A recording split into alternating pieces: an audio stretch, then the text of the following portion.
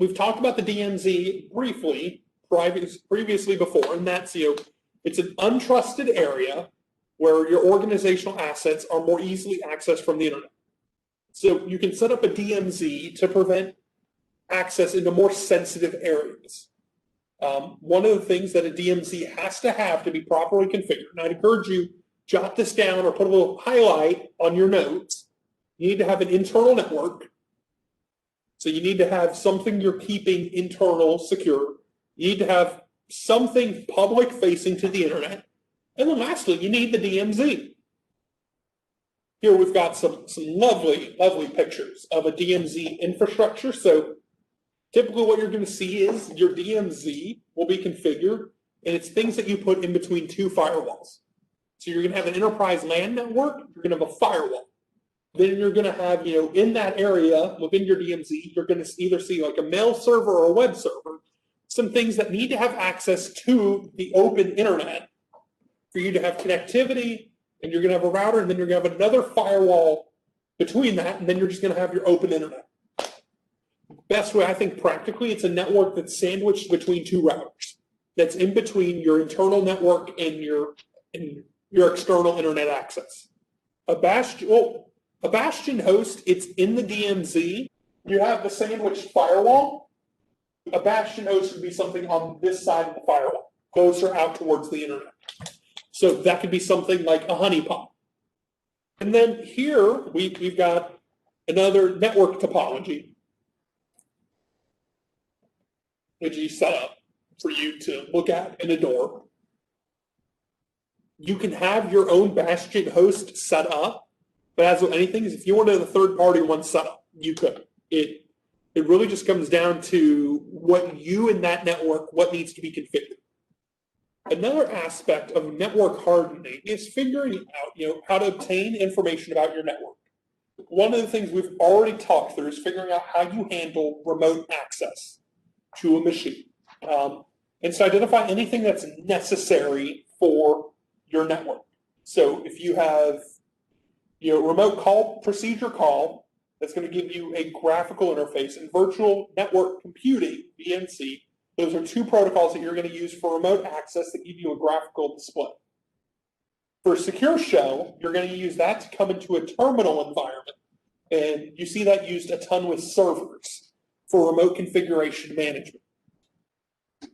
And secure copy, with that one, it can run over a shell or be graphical. So, port question. What port does SSH run over? It's running over port 22. So, for you guys to be using SSH on a network, you're going to need to have port 22 punched open.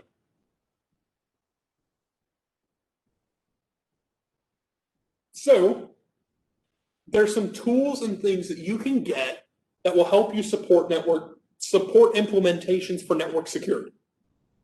A firewall, it's a device that you set up to filter traffic based on a set of defined parameters, such as IP address and port numbers. This is your first line of defense on your network. When something's coming in, if it can get past that firewall, they then have access to your net to try to get into your network. If your firewall's properly configured to stop someone from coming in, they ain't getting any closer. Typically, like we showed you on that graph, it's placed at the perimeter of your network. And with it, it's going to block traffic based on port and protocol rules. An IDS is interesting. It's an intrusion detection system. And it's going to monitor traffic for malicious activity or policy violations. This is going to come after the firewall or set up as an end host. And all it's going to be doing is monitoring and detecting. It's going to send out an alert or an alarm when something's wrong. With this, I almost think of it as the neighborhood watch. To see something, say something. That it's going to notify you something's wrong, but it's not necessarily going to fix it. And the types of detection you have with it, you have anomaly-based for something outside of the norm. You have signature-based where it's going to go, okay, this lines up with a predefined parameter, or this lines up with a common signature that we've associated with this virus or piece of malicious software. An intrusion prevention system, it sets up and it inspects traffic and it classifies it, but what it'll do is it'll attempt to stop it dead in its tracks. So, intrusion detection system, it's your neighborhood watch. I honestly think of your intrusion prevention system, it's a law enforcement officer. It's someone that's, hey, I'm responding to this. I'm going to stop this threat at whatever cost.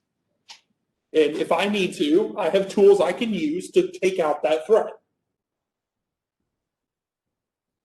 So this one, again, it's placed after the firewall, but it'll send an alert when something goes wrong, but it's going to go ahead and respond.